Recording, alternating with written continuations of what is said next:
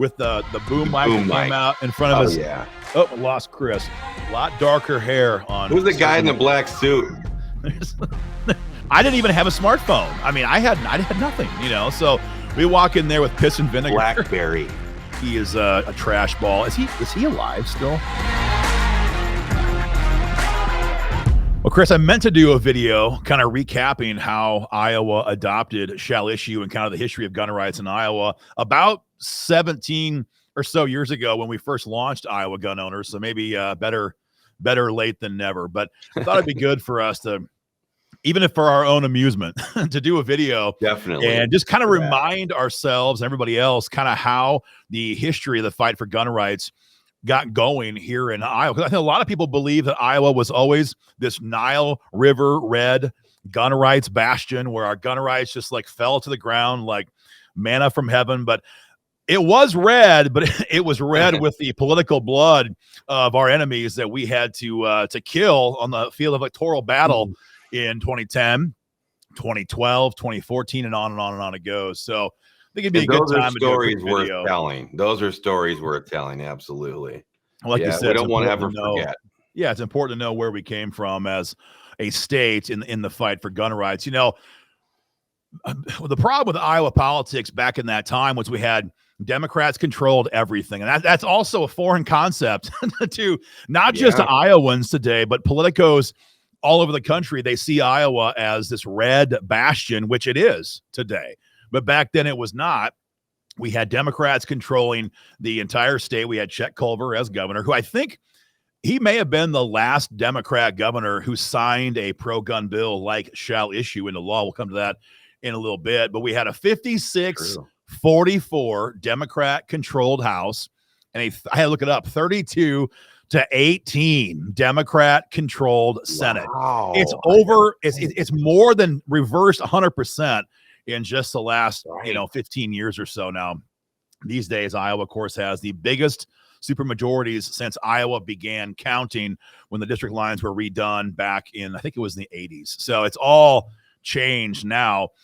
But the problem we had back then was Democrats that controlled everything. And I'll just be honest, we had the National Rifle Association giving A or A+ ratings and freaking PAC checks to all these Democrats who were in charge of the legislature, and they could sit there and do nothing, never have to pass a gun bill, collect that PAC check, collect that. I mean, here's the thing, like Mike Gronstall, Senate Majority Leader, the most powerful legislator in Iowa at that time. The guy has received PAC checks and an A+ endorsement from NRA in the recent past, as in at the time this whole battle kicked off. So these guys had no incentive to fix Iowa's abusive May issue concealed carry laws. So coming into the late 90s, you've got 33 states that have shall issue, 33. By late 2008, right as we're getting going with Iowa gun owners, the number is up to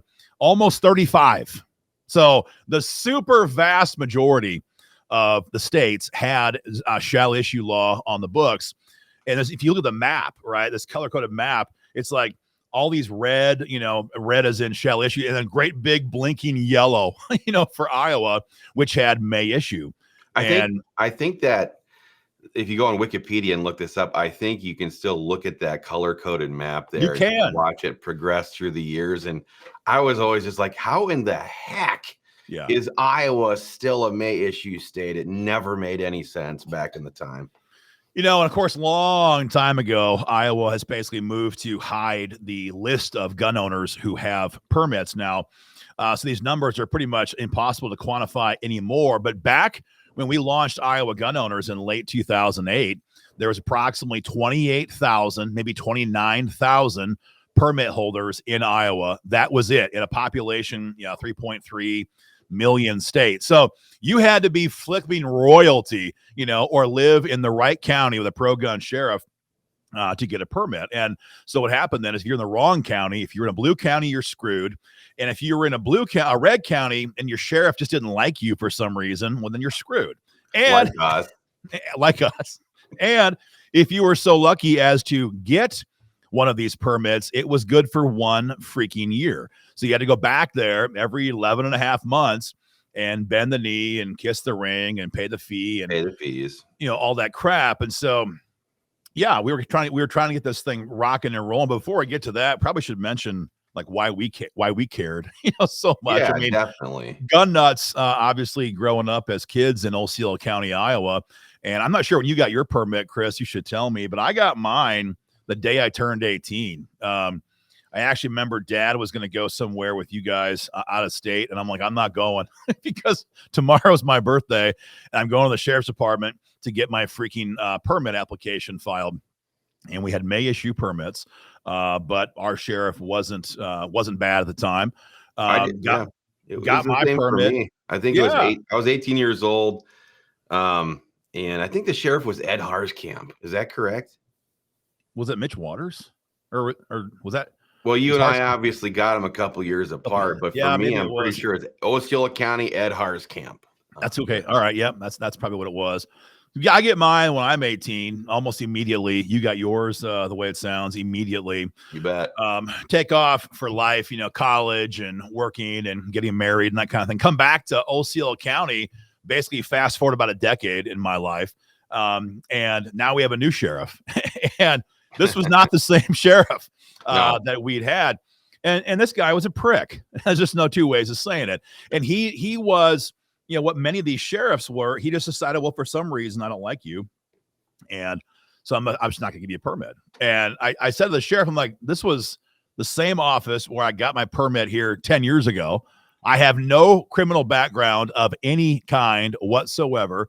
Why can't I have a permit? Well, here's a copy of my old permit. Which, yeah. By the way, back then, I don't know what yours was, but mine was a blue piece of paper, about this long that you had to fold up, and it was paper. So if your wallet ever went through the washing machine, you're totally screwed. You got to go back in and get another one. Yeah, and this sheriff was Doug Weber, and Doug Weber plays a really important story in the fight fight for gun rights in Iowa. And so he didn't like our politics because our dad was heavily involved in a local taxpayer organization, putting pressure on the supervisors to say, hey, we have one of the smallest population counties in the state, and our budget for law enforcement per capita rivals the biggest population counties in the state. This can't continue. So anybody who was involved with that, and I wasn't, but because of my last name. Your last name was Dorr. Boom. And so, and it pissed me off even more. He says, well, I'll give your wife a permit, but I ain't giving you a permit. And, I wanted to come across the desk. I really did. I wanted to come across the desk. And it wasn't part of the era in American history where you could still maybe do that and get away with it. Yeah, it was really a long time ago, but not that long ago. He really needed it. But I remember I walked out of his office and I was ticked, and I called you and I was like, I don't know what we got to do to fix this freaking law, but we got to change this. This guy is an absolute maniac, tyrant, maniacal, egotistical maniac, and we're going to freaking fix this. And that's pretty much, it was just the rage of that encounter that motivated me, and then you as well, then of course, to get involved in this, because that guy, he just sat there. Let's look at his face like, yeah, I can do it. You can't do a damn thing about it. And it just enraged me. The attitude, and it was true. Yeah. And so you had these sheriffs like this being very abusive, and we were in a red county. It's one of the reddest counties in the freaking state. Oh yeah. And if you're in a blue county, no one even bothered to apply. And so that was kind of the pressure that was, bubbling up under the seams in Iowa at the time. But because we had NRA backed, NRA A+, NRA PAC funded Democrats who controlled all these chambers, nothing ever moved. Because again, they had no reason to bother because they already got the endorsement and the support of these out-of-state organizations. And just think of that for a second. These guys were sitting there doing nothing, and then they were also getting PAC checks. That means NRA was literally taking money that their donors had sent into them. They were turning around and giving it as PAC contributions to the campaign accounts of these Democrats. Unbelievable. It was bad. And people were mad because, again, we're talking about roughly 35, 36 states now. Everybody around us, the way it seemed, except for Illinois and Wisconsin, was rocking shall issue. And in Iowa, we're sitting here having to beg the sheriff every 12 months, just hope that he'd issue the permits. And so we decided, we're going to change the law, but we didn't know anything about anything when it comes to how you actually, work in the legislature. But we knew that with all these states passing shall issue, that might have been the high water mark back in the 80s. That might have been the high water mark even in the mid 90s. But at this point, with almost all of red America and some blue states adopting shall issue, we're not going to be content. I wasn't content to get the dregs, that the leftovers, all the rest of these states that had this law in the books for 15, 20 years in some cases. So I know our first session, we rocked into Des Moines hot in 2009. We were pushing House File 596. I have forgotten most bill numbers over the last, I don't know, almost 2 decades, but I can't forget HFO 596.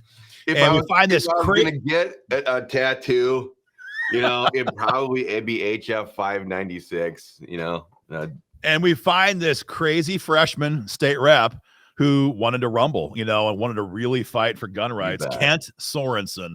And the guy went on to be the way that our sheriff launched the gun rights movement in Iowa. Kent Sorensen carried that gun rights movement on his back for years and years and years. We'll get more to him here. Dang right. In a little bit. There's a lot of good story there when it comes to Kent. But so we get to Des Moines and we have an email list of about, 5 people.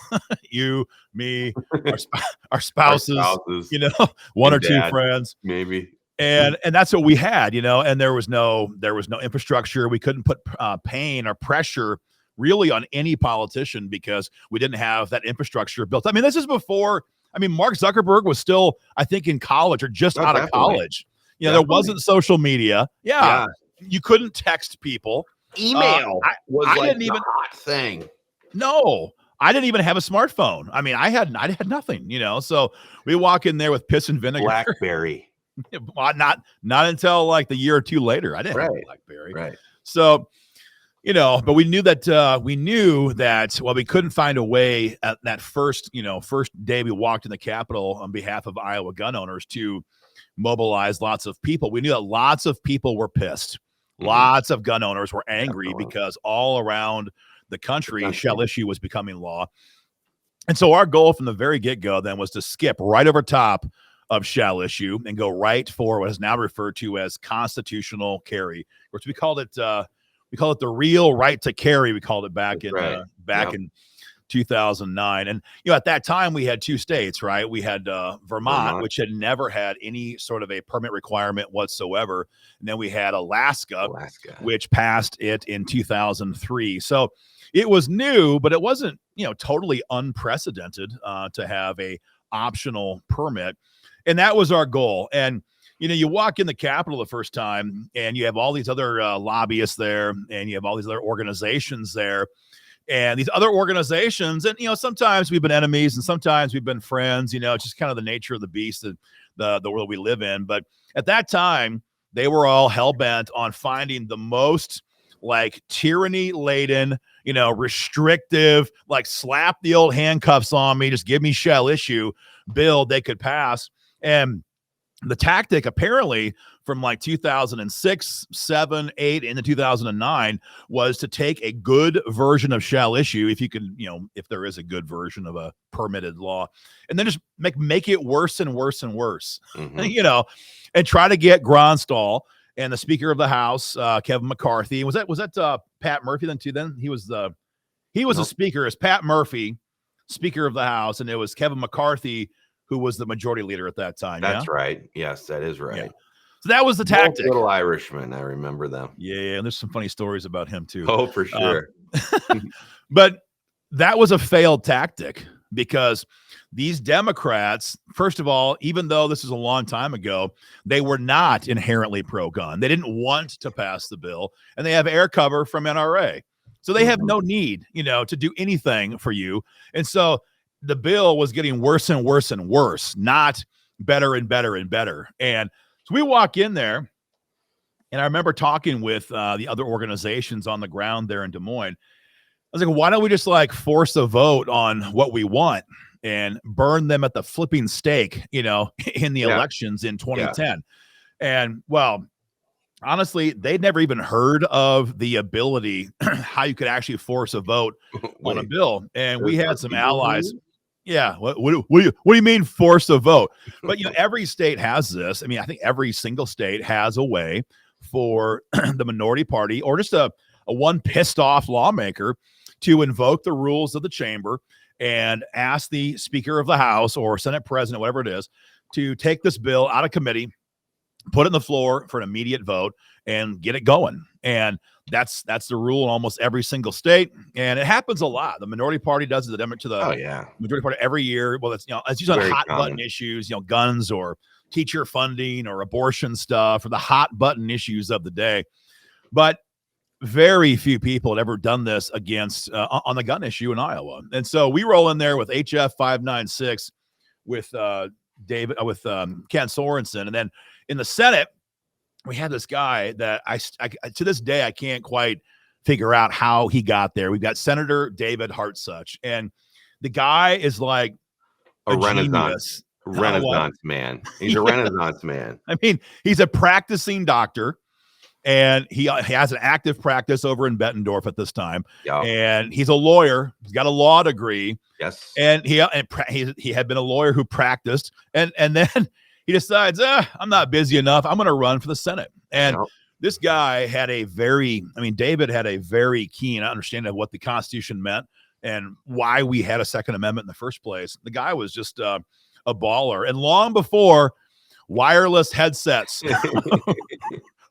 were a thing, long before people had ear pods, David Hartsuch would walk around the rotunda with this great big trucker style, headset with the boom mic that came out in front of us. Yeah. And it had a blinking, like either blue or red light in the back, like a battery indicator. So yeah, when he would come down the steps in he the had rotunda, business that needed to be handled right there on the Senate floor, and he didn't care. He was going to get it done. So I always loved Dave for that. He was great. And so he runs Senate File 473 for us. That was the Senate file. And then we have HF 596. And so what we did then is, as that session was winding down and the Democrats were not going to move either constitutional carry or shall issue, we decided we're going to go with our main battle plan, which is to force a roll call vote. And, may issue, again, if you're watching this, you're not sure what we're talking about, shall issue basically means if you apply for a permit and you meet the legal criteria, the sheriff shall give you the permit. It's a requirement. Yeah, if you're not legally prohibited. Yeah, if you're eligible. Yeah. If you're not, then you can't get one, of course. May issue meant same thing. You could apply to the sheriff, and if you're eligible, the sheriff may or may not give you a permit. And then constitutional carry is the permit is optional. The heck with the permit. Yeah. No need for a permit. Obviously, if you're not eligible to own a gun, you can't carry a gun. That doesn't change any of that. But those are the three strata of gun permits that we're talking about, or not a permit in the case of constitutional carry. So we're going to force a vote. And in Iowa, it's very simple. It's rule number 60. Very simple. It's rule 60. Any bill that's been in a committee for 18 legislative days with no action can be referred to the floor by a simple majority vote. It's very simple. 51 state reps agree with the roll call vote. Boom, the bill goes right to the floor. And we talked about this internally for weeks leading up to this fight. And then, Ken Sorensen, our sponsor, began talking to his leadership team, and which, of course, this is the minority at the time, minority party, saying we're going to rock and roll on this. And at the time, the GOP was like, yeah, they'd never done, it had never been done by anybody on a gun bill at that time. So they're like, we're down. And again, we've got a 56-44, Democrat majority control in the House. So we go to invoke the rule. This is towards the last couple of days of session. And, most of the time when session's winding down, at least in Iowa, they usually pull some significant, like maybe not all-nighters, but they're rocking from around 9 a.m. till about 6 a.m. And and this is before they had implemented the rule that stopped debate on a legislative day at midnight. So they would literally they still break that. Do that? Well, they can suspend the rule whenever they want. Yeah, they don't follow that one very close. But so this is going to be like middle of the freaking night, and it's late. But yeah, Ken Sorensen gets up there. He's like been in office for like 3 hot minutes. Yeah. He's the newest guy in the building, because no Democrat seats lost in the Obama election year of 2008 in Iowa, except for Kent Sorensen's seat. Nobody else lost. No Democrats lost. So Kent was the only incoming freshman who had taken out an incumbent Democrat. And he's just like, yeah, that's like a whole video in and of itself, how he was able to win election in the Democrat Obama Messiah year. Yeah. I mean, in the campaign that he ran, hatched his way all the way into the Republican caucus. It was astounding. Democrats hear about this, then the last minute, they freak out, coming to Kent, trying to find a way to get him to not do this. At that time, we had some ballers who were around Kent to kind of help him. We had Jody Tymason, who was a ferocious defender of Second Amendment issues, as well as a smart parliamentarian. She knew the rules of the building, and she's able to kind of help. Because you and I could coach Kent from the gallery, like, waving our arms, and we could text him, but it doesn't always work when you're in a hot fight. No. And Jody Tymason was there. And I was going back, Chris, to my photos. I don't have a lot, but I've got this picture. This is 2009. This is late. This is like 2 a.m., 3 a.m. I'm not quite sure what it was. Middle of the freaking night. Sorensen stands up, and he's kind of like punch drunk at this point, because frankly, the entire building is punch drunk. Everyone's exhausted. Yeah. And he's like, yep, I'm going to invoke Rule 60. And the speaker's like, and what about it? And he kind of looks around. He's like, I want to vote on my gun bill. And once he got that going, some crazy crap happened, because again, there's 56 Democrats, 44 Republicans, but the bill got 49 total yes votes. So 49-49 tie was the vote. So we had all the Republicans on board, and we picked up 5 Democrats. And what happened then, this is really neat for us. I was brand new with this, and we were both brand new with this. Kevin McCarthy moment. Kevin McCarthy, the majority leader of the Democrat caucus in the House, he goes down to the front of the well, down to the front of the House chamber.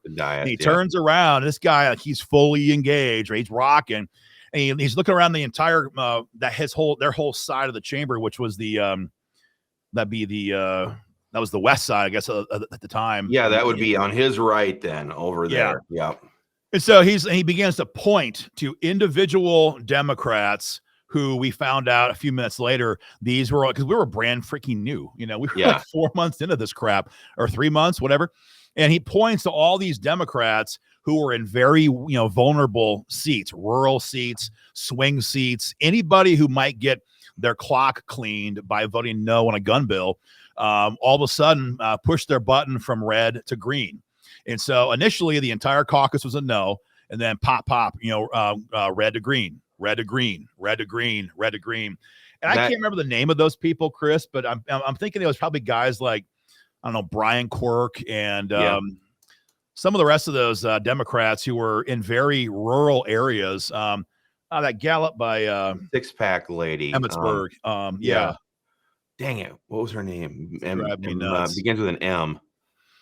It wasn't Mary Masher. I know that. No, not her. But you get 4 or 5, you get 5 of these Democrats to cross over. And I think that was, for me, like this light bulb moment, like, oh, these people are terrified of voting no on a gun bill. And so if we can find a way to scale up and to get more people involved and get to mobilize more gun owners into this fight, like this could become an absolute, lethal fighting force as we approach the 2010 session, which is just, 7 months down the road. And I think it also, like, we could interject here, like, the Democrat Party at this point was not this radicalized nut jobs where they want to freaking, haul kids into gender mutilation surgeries and stuff like that. We're talking like blue collar, working class, union type Democrats, blue dog Democrats in the truest sense of the word, who absolutely love their guns. So when you get somebody like House Floor Majority Leader Kevin McCarthy sitting there pointing at Democrats, you vote this way, you vote that way. I mean, it shows that these people, this is an issue that crosses right into their ranks and will break them if we can harness that power. But it took, but none of that matters at all if the tactic that you approach when you walk in the building is, hey, we'll take our bill, we'll water it down, we'll take out this, we'll take out that. You can raise the fee, more training. Like, if you sit there and just like kiss butt all freaking day, and you never and then number two, you never force the issue, you never force a roll call vote, you never get to the point where they're even afraid of you at all. And that was, I think, the light bulb moment, not just for us, but for gun rights organizations across the country. Because, these days, I think every state has 1, 2, 3 state level gun rights organizations. Back then, there were not hardly any state level organizations on the ground active in their state capitals. We all trusted the National Rifle Association. We all hoped they would send a lobbyist into our state capital. And what you and I found out, later is that they just, they never did. Or they would do it at the last minute when victory was almost assured. Of course, they were always there for a signing ceremony, when it was all said and done. Well, yeah. And so, man, the number of other gun groups that called us, afterwards and said, man, the way you guys forced that vote, like, now they're all like, they're on the record. And that was the key, get them on the record. And so many people, I think, were just unwilling. They were like embarrassed about the idea of losing in politics, and we're just like, dude, what if we lose? I mean, we have no freedom right now. We have a May issue permit law. We have 28,000 total permit carriers, our holders in Iowa. There's no freedom here to lose. Right. You have to get them on the record to begin to prosecute them in the court of public opinion at election time. So that was a huge moment, I think, not just for us, for Kent, for the fight for gun rights, but for lots of activists across the country to realize we got to stop being nice. We got to stop saying, sir, may I please, sir, and force the damn vote. So we can roll in the 2010, but late 2009, we have a caveat here. Late 2009, NRA calls Craig Paulson, who at the time was the minority leader, and they said, hey, we want to rock and roll and help you guys pass a gun bill. And Craig Paulson, I mean, in later life, Craig became a real squish, and he still is today. I see him every so often still in Des Moines. He's a pretty high-powered, high-paid guy these days. And Paulson at the time was smart enough to realize if we give NRA what they want, we're going to help every one of these Democrats secure their reelection. Exactly. We're just going to give them exactly what they want. And you might be thinking to yourself, well, gun rights is more important than party politics. And sure, it is on the one hand, but it's a known certain fact that if we gave perpetual power to Chet Culver, Kevin McCarthy, and Mike Gronstall, we'd never get anything. And so, Paulson calls me probably late November. He's like, you guys want to work with NRA, work with us on getting this done. I'm just like, we should work on constitutional carry, the highest bar, the gold standard, but don't give these guys an easy win on shall issue, because they'll just use that against your caucus and they'll use it to fool gun owners. And we're still going to get a mealy-mouthed, watered-down, weak version of shall issue. And so that's exactly. In other words, if we had gone along with that, what you're saying is that the Democrats would have been the beneficiaries of that as the people who passed the bill, because then they would have gone out and gotten the NRA endorsements and the PAC checks in the next election, that election cycle, right? Which is what happened. But there's some silver lining here. And Chris, maybe you can Google as we're talking here. Sure. I'm almost 100% certain that Chet Culver got the endorsement from NRA in 2010. If you can verify, I'm almost 100% certain that he got that. In fact, you probably have to Google it. But so we go in the 2010 session, and again, our goal was constitutional carry. We refiled it. It was HF 2241. So we changed out, huh? They sure did. Yeah, I knew they did. So it's HF 2241, and we still have Heart Such rocking over in that Senate chamber.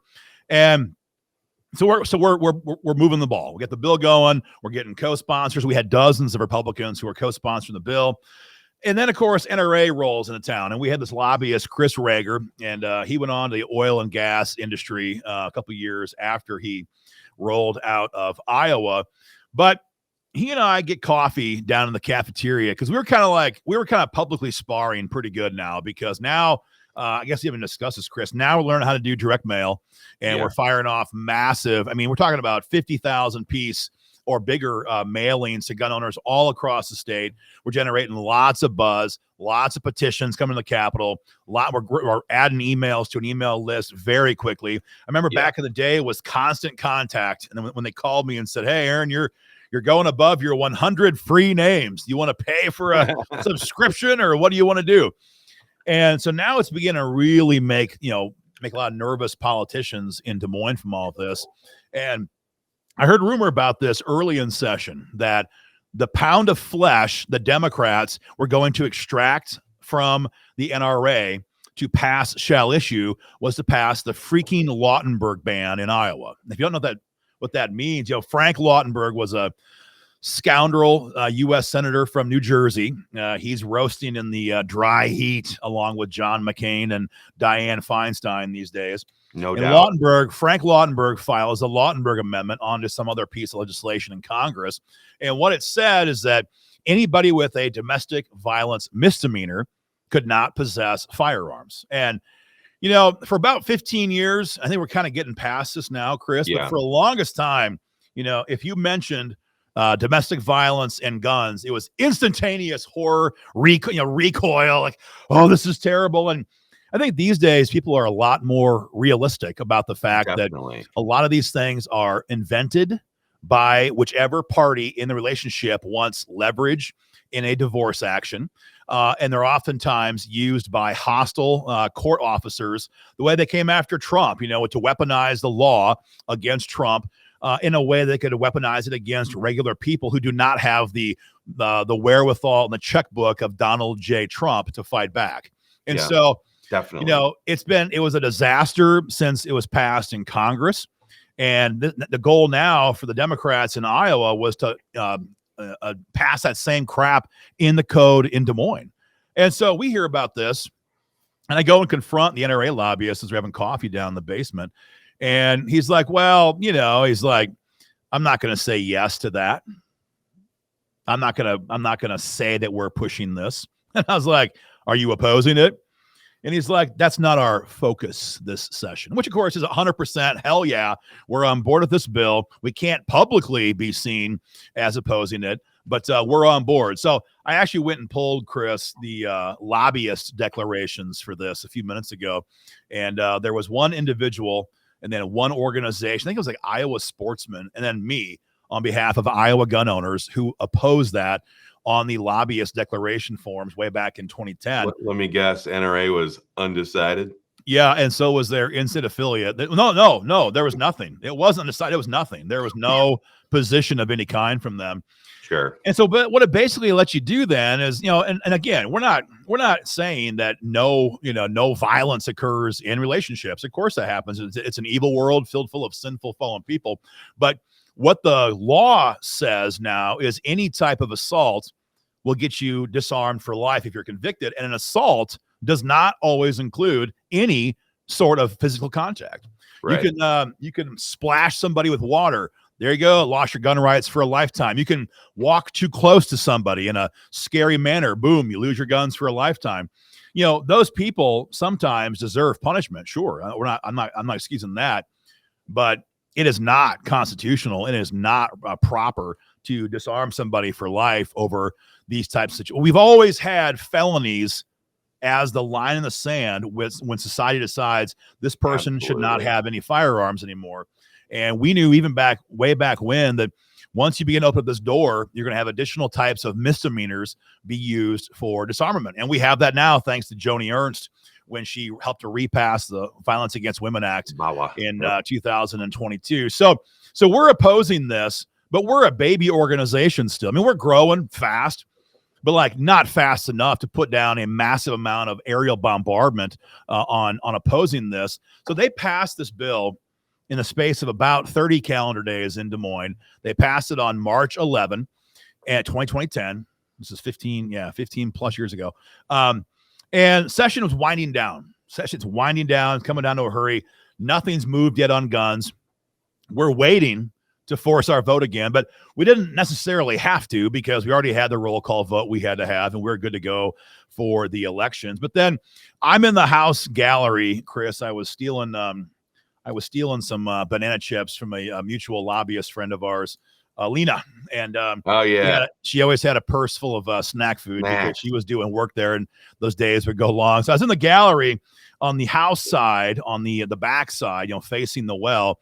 And I hear McCarthy get to the floor, and he announces a leadership bill being filed that day by him, House File 2528. Now, a leadership bill in Des Moines, and certainly I think most states have this ability as well, is a bill that can be filed after the normal filing deadline window has come to a conclusion. So there's a limit to how late you can file a bill in Des Moines. In any state, every state has that. But leadership is immune from that. So Kevin McCarthy stands up there and he announces he's reading in House File 2528. So I raced down to the computer in the basement. Didn't have laptops back then. Didn't have a smartphone back then, but they had computers, and they still do, in the basement near the elevators to go and read the bill. And so I go and read this, and it's shall issue law here in Iowa. And it's kind of crazy because Mike Gronstall filed a companion bill the exact same day, the exact same time in the other chamber, Senate File 2379. And that bill is what eventually passed in Iowa. But there's a story here because it was all intentional. NRA stood down, let the Democrats pass the Lautenberg gun ban in Iowa. We lacked the oomph at that time to stop it. We could stop that kind of stuff these days with one email blast, I believe. But back then we couldn't. And they pass it, or they introduce it, and it goes from introduction to Governor Culver's desk in 8 legislative days. 8 days. And anybody who knows state politics knows that a lot of times bills take months and months, to get through the process. Have you heard of a bill passing, Chris, in 8 legislative days? I mean, it was 100% scripted, 100% part of the deal. And I know what happened. I wasn't in the room, but I know. Oh, I lost Chris.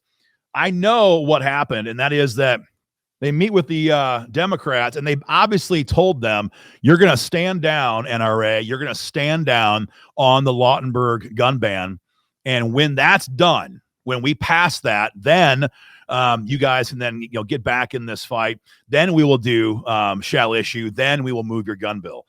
So, yeah, you heard nothing from the National Rifle Association on the Lautenberg bill. You heard nothing from their affiliate in state, nothing. And then, 5 to 6 days later, after that bill was already signed by Governor Culver, we then roll out the shall issue bill, which then passed 8 days later. So as this bill is now making its way on the floor, we're working our tail off to line up the roll call votes and get ready to go. We're going to file our bill on here as an amendment.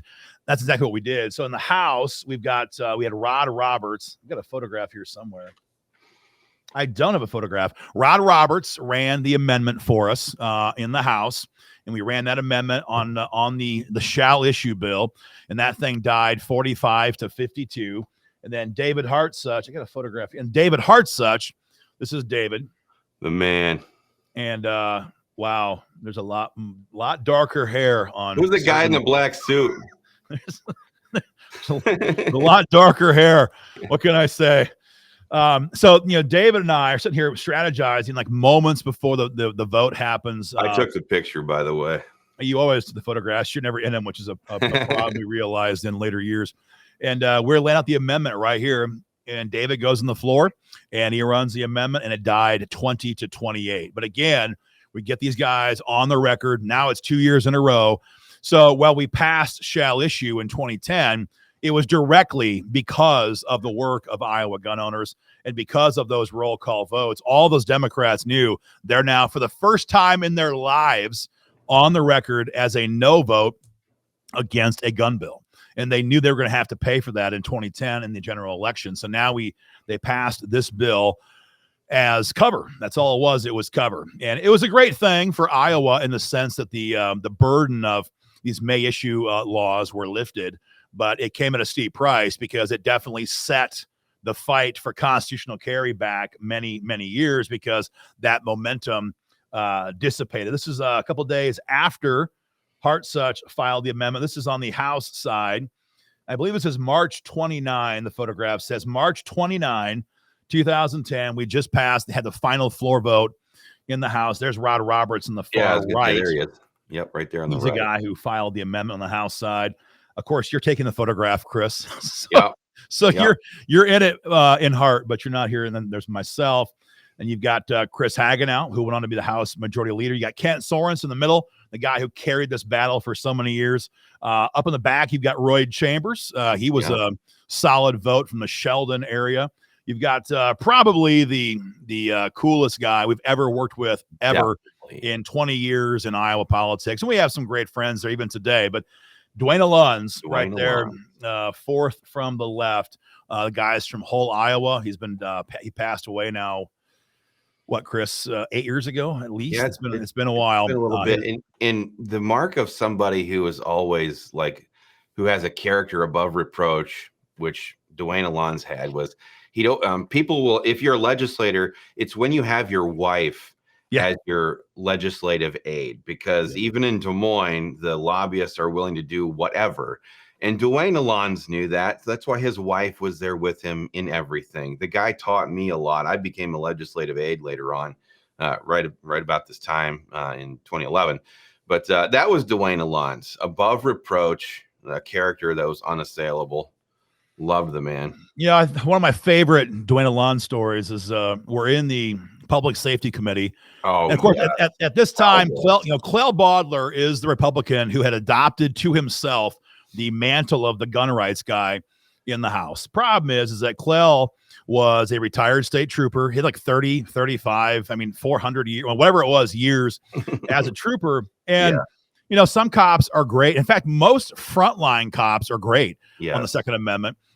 Even back then, the command staff almost always sucks, and there's no exceptions here in Iowa. But Clell was an exception to the norm, and that is he hated the idea of regular citizens carrying firearms. In his mind, you had to be law enforcement, military, or government to have the inherent right to carry a firearm. And in one of his weekly emails, Chris, after we dropped his district, he said, if you want to carry a gun, you have to be, this is a rough paraphrase, categorized, certified, and that was the third. It was 3 C's, but you all had to be in his little database. And so he was hell bent to oppose whatever that which would weaken, the May issue laws that we had. He went on to be the floor manager for the shall issue bill, but that was because the actions of Ken Sorensen enforcing those votes, it was putting a political gun to his head. He didn't have any choice. Either he had to finish this up or Ken Sorensen was going to lap him. And the Democrats had to let Clell Baudler do it, because if they didn't, again, they're going to get lapped by constitutional carry, and they're going to have to pass a much more aggressive pro-gun bill. So we're in committee that session in 2010, Clell Baudler's committee, and he's just always such a prick.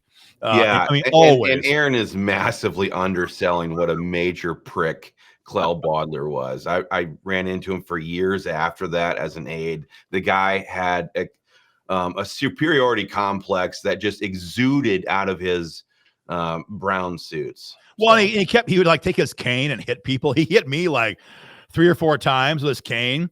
And the last time I was like, you do that again, Clell, I'm going to toss you over top of this freaking brass railing here. And at the time, the first floor was not solid as it is now. Right. That hole went all the way to the basement. All the way down to the basement. So we're in committee, and we're talking about mandated training as a condition of getting a shall issue permit. See, it's always about how much can we water down shall issue. Yes. And it was crap. And so we're sitting there watching this whole thing play out, and he wanted to have mandated live fire training. That was part of the deal. And he's like, after all, that's how it is in the military. And Dwayne Alon's is sitting there 3 seats down, and he just starts chuckling, and he's like, when I flew fighter planes for Uncle Sam in the United States Navy, he's like, they just gave me a plane and said, go up there and shoot some stuff and figure it out. I believe most gun owners have the ability to figure it out. And if you're talking about carrying a gun for self-defense, and you can't scream and shout in committee because they'll kick you out. But I was just like, we were just roaring with applause.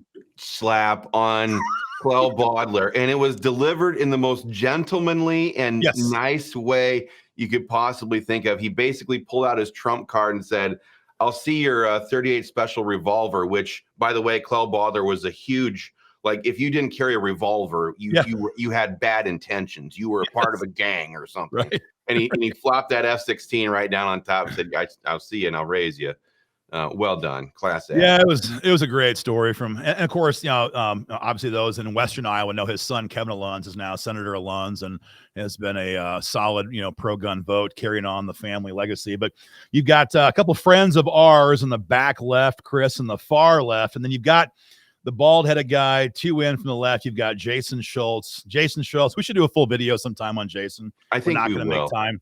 We're not going to make time for that today. Jason was one of those guys who comes into Des Moines or into any state capital full of piss and vinegar in a good way, wanted to fight to advance freedom, and very quickly lost that drive, very quickly lost his way. And at this time, we were friends. These days, for example, this session, 2025 session, it was Schultz who killed HF 945, which would enhance Iowa's stand your ground law. So Jason has become a sleazeball and says just enough pro-gun things to convince people in Schleswig that he's still, pro-gun. I guess he is in some nominal way, but there's no fight there at all. There's no fire there. And he's become an enemy in many cases in the fight for gun rights. But this is kind of like how it played out. It took a couple of years to get this done. And it took an organization who had the right mentality, which is, we're not here to beg. We're not here to, ask permission. We're here to push for the real version of what we want, and then force the roll call vote, and then use that to burn them to the ground. And that's probably the most exciting part of the whole story, Chris, is, we didn't walk out of the Capitol March 29, 2010 and say, well, we got shall issue, we're good to go. We'll just have to call it quits. We thought, we still have that roll call vote. And all these Dems still voted no on our gun rights, even though they did back the watered down version. And I remember that 2010 general election, we were engaged in 28 different races. I think it was 23 in the House and 5 in the Senate. I think it was 23 and 5. That sounds about right. Yeah. It was 28 total. And in about 22 of those, we were successful in educating enough gun owners who then threw out the Democrat incumbent. So it was a bloodbath of epic proportions in the fall of 2010. It, of course, allowed the House to flip into Republican hands. It allowed Chet Culver, who did, as you confirmed, Chris, Chet Culver received the endorsement from the National Rifle Association for signing shall issue into law. But that program that we ran, whereas Terry Branstad surveyed with us 100% pro-gun, and Chet Culver would not sign a survey on what he'd do when it comes to constitutional carry. We used that in these roll call votes. We flipped the governor's mansion, flipped the Iowa House, and everything began to change for the better in Iowa politics because of that. But if it hadn't been for IGO, if it hadn't been for Ken Sorensen, if it hadn't been for David Hartsuch and Rod Roberts, then these bills wouldn't have been filed. The roll call votes would not have been made. We would not have had the ammo that we had to have to start mowing these people down in the 2010 rather general election cycle. So it was a big battle. And of course, we'll do a video later on, Chris, you and I, the fight to pass constitutional carry. Well, that would last for another decade. Yeah. It took another decade to get that done because all of those same Republicans who were in our camp as we were, doing roll call votes on the bill. When they were in the minority. Exactly. Yeah. In the minority, 2009, 2010, all of them, except for a handful, immediately decided, oh no, we're not in favor of this crazy gun bill. And we had to deal with enemies in our own ranks for a decade in the House. So we finally got that battle done, though, in 2021.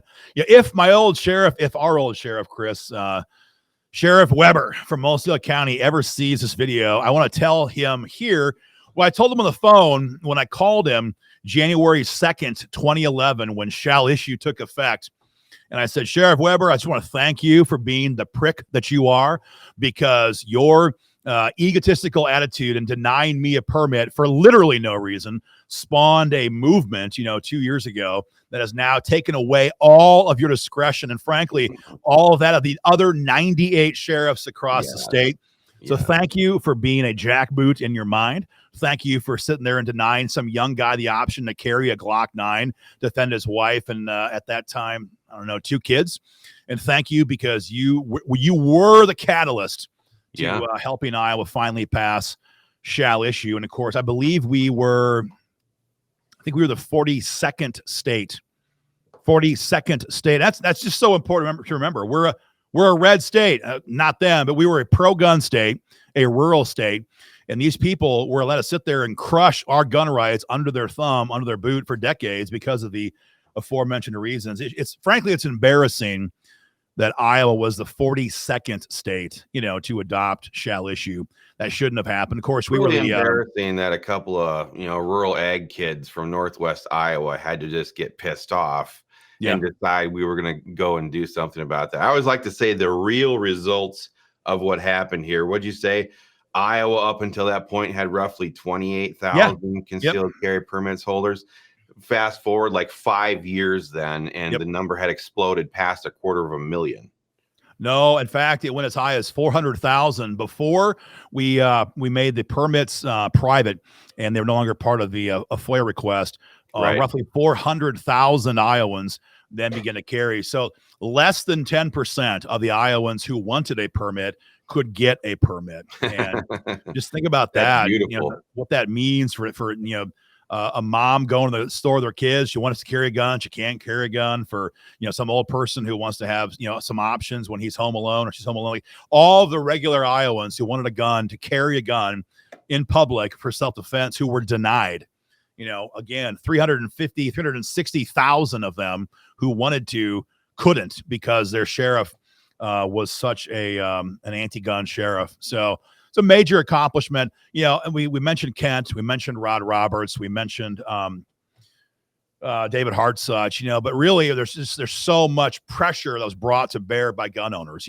The mail that we did, the emails that we did, it began to put this insurmountable amount of pressure on the legislature. They're getting petitions, they're getting phone calls, they're getting emails. When they're going home to their Eggs and Issues forums on the Saturdays, they're being hammered with this. At the time, our senator was David Johnson. He is a trash ball. Is he alive still? I don't know. That guy was well on his way to pickling himself every night back then. I'd be surprised if he's still alive today. That guy could hit a fifth. He moved out of Osceola County. Anyway, David Hartsuch was like, David Johnson was like angry. He'd come and see us in the Capitol, on a Monday. And he's just like, man, I was in Spencer just getting bludgeoned over this gun bill. What the heck, this gun bill, And that was the kind of pressure that it took. And this is before we had social media. It's before we could text out 30,000 gun owners with the click of a button. It was before we had all these other options. And it was those gun owners in Iowa that made up that grassroots army that made this all possible. I think what kind of also did is it kind of gave a taste of blood in everyone's mouth. Like we now had a playbook that we knew would work. We now knew how to instill fear in the politicians and how to begin to go after them at election time. And it began to replicate. So, 2012 was a bad year because we had Mitt Romney at the top of the ticket. So he just murdered every vulnerable race across the country. By 2016, though, our election program was, it was massive. We'll discuss that in a separate video, Chris, but we finally flipped the Senate then in 2016 and still using those roll call votes from 6 years ago in 2010. No term limit. Flip that chamber. And so in many ways, the story of how Iowa went from being a blue bastion to a red state is about gun rights. It runs right through the Second Amendment. And I remember having a lobbyist, Chris, who would stop me in the Capitol. Well, one guy was a union lobbyist, and he basically was saying, he's like, he said, I've talked to Mike Gronstall in his office. I've begged him to move constitutional carry, to move stand your ground law, to pass these bills, because I know that my union members. They might be pro-union, but they're all pro-gun. And so when you tell them in an email blast that their senator is blocking a gun bill, and I say, go vote for that guy because he's pro-union, he's like, I'm losing the argument with my own people. And so, it was gun rights and the fight for gun rights that shredded the Democrat majorities in Des Moines in 2010, in 2016.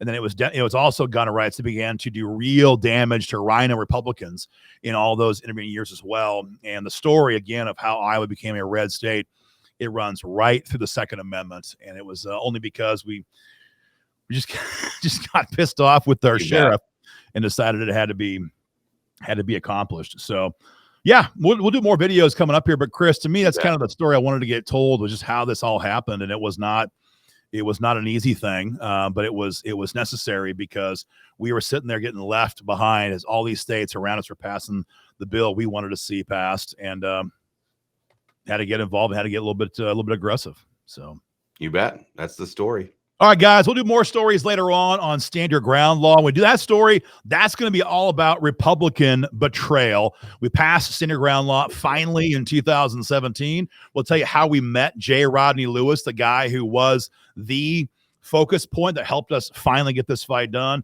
You'll hear about other Republicans who sabotaged the bill and a lot more coming up next.